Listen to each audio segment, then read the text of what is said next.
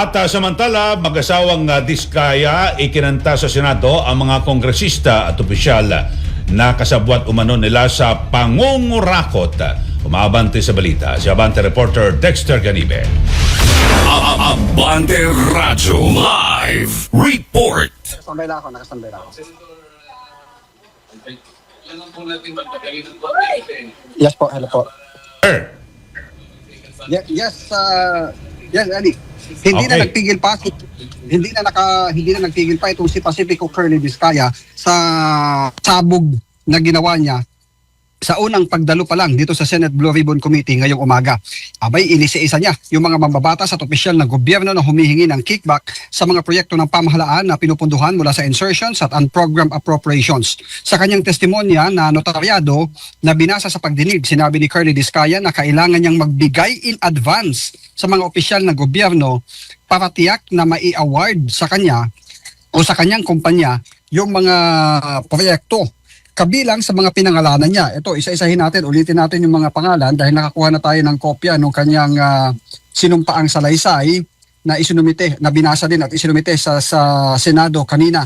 Ang kanyang mga pinangalanan, si Terence Calatrava, ang dating Undersecretary ng Office of the Presidential Assistance for the Visayas, si Congressman Ramon Romulo ng Pasig, Congressman Jojo Ang ng Uswag Ilonggo Party List, Congressman Patrick Michael Vargas ng Quezon City, Congressman Juan Carlos Arjo Atayde ng Quezon City, Congressman Nicanor Nicky Briones ng Agap Party List, Congressman Marcelino Marci Teodoro ng Marikina, Congressman Florida Vida Robes ng San Jose del Monte, Bulacan, Congressman Eliandro Jesus Madrona ng Romblon, Congressman Benjamin Benji Agrao Jr., Congressman Florencio Gabriel Bem Noel ng Anwaray Party List, Congressman Leody Odi Tariela, Congressman Renan Arrogancia ng Quezon, Congressman Marvin Villion ng Quezon City, Congressman Teodorico Paresco Jr. ng Aklan, Congressman Antonieta Yudela ng Zamboanga, Sibugay, Congressman Dean Asistio ng Caloocan, at Congressman Maribico Pilar ng Quezon City. Kabilang din sa mga pinangalanan niyang opisyal ng DPWH, si Regional Eduardo Berhilio ng DPWH Region 5 o Bicol Region, Director Ramon Ariola III ng Unified Project Management Office o UPMO ng DPWH, District Engineer Henry Alcantara ng Bulacan 1st District, Undersecretary Roberto Bernardo ng DPWH na napag-alaman natin nagbitiw na sa pwesto nito lamang August 15, District Engineer Aristotel Ramos ng DPWH Metro Manila 1st District, maging si District Engineer Manny Bulusan ng DPWH North Manila DEO o District Engineering Office, si District Engineer Edgardo Pingol ng DPWH Bulacan Sub-District Engineering Office at District Engineer Michael Rosaria ng DPWH Quezon 2nd District Engineering Office. Kanina, nagpahayag itong mag-asawa ng kanilang pangamba sa kanilang seguridad matapos pangalanan itong mga matataas na opisyal ng gobyerno na idinadawit pa na sinasabi ang binabanggit ng mga humihingi ng tulong ay para daw kay Congressman Saldico at kay Speaker Martin Romualdez yung mga hinihinging kickback mula dito sa mga proyektong isinasagawa na nakukuha ng kanyang kumpanya.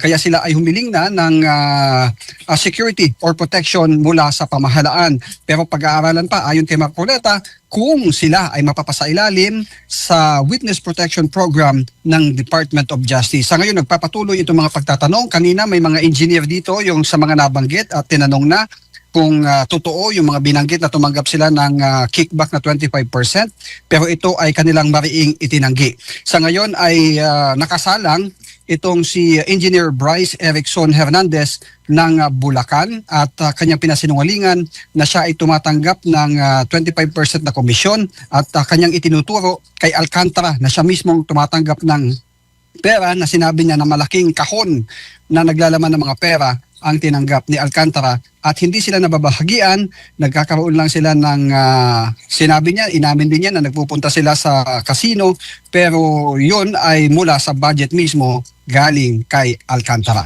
Mula dito sa Senado, yes. So, yan, yung mga nabanggit na mga kongresista, yan ay sa listahan ng mga Diskaya. Sa Diskaya pa lang ito. So, 15 yung kontraktor na binanggit na ating Pangulo, so may 14 pa na dapat kumanta.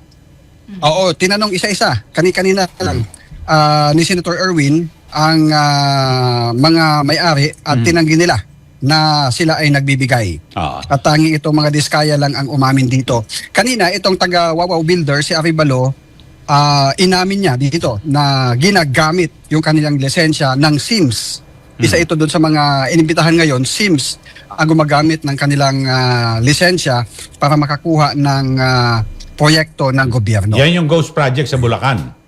Yung Yes, SIMS, oo. So, pero dito sa mga diskaya ay wala silang nakatransaksyon na senador. Wala.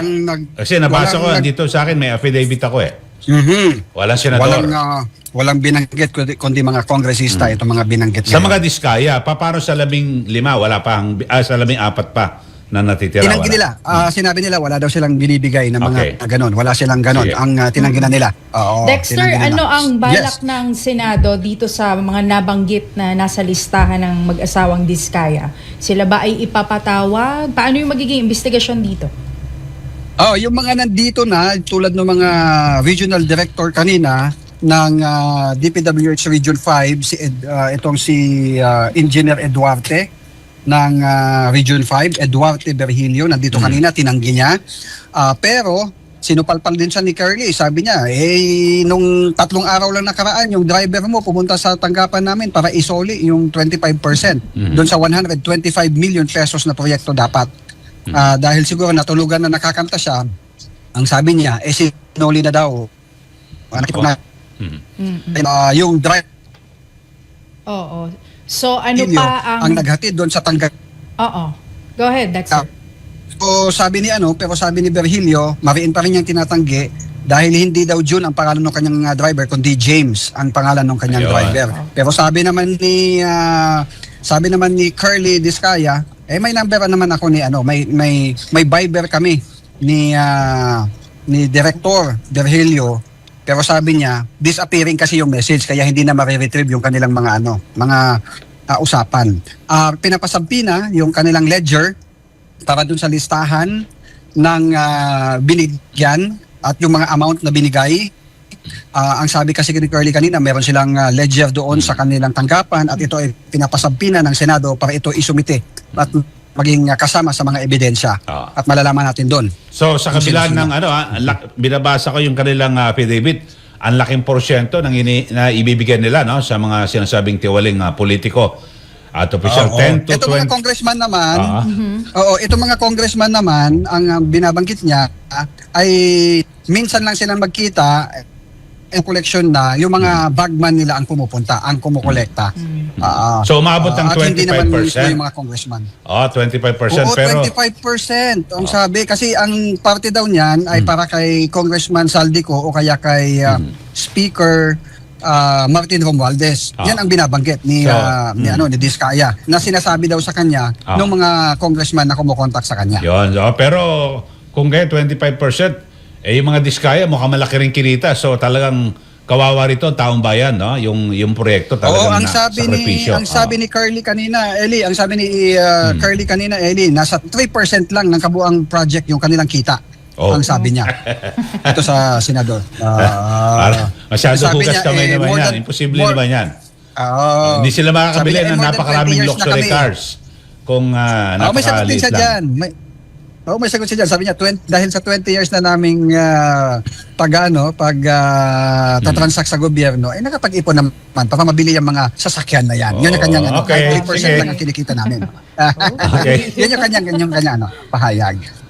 Sige. Exciting itong Abangan natin. Pero isang tanong ko na lang. Nagsasalita na. Hindi ba napag-usapan dyan yung binanggit ni Senator Ping Lacson na yung si Yusek Cabral, yung nag-alok kay Tito Sen? Na magsigit Wala pa. Hindi pa natatanong. Okay, pero kanina nasagot na may natanong na siya pero ibang issue yung natanong sa kanya kanina. Pero nandun siya, kasama siya. Itong si Yusek Maria Catalina Cabral. Natawag nga ni Congressman Chanco kanina sa kanya si Yusek Kati. Yusek Kati pala ang tawag sa kanya. Sige. Yan ang mga pinakuling balita mula dito sa Senado. Ako si Dexter Ganibe. Abante! Magiging makapangyarihan ang itatatag na Investigation Commission ng Malacanang upang mapanagot ang mga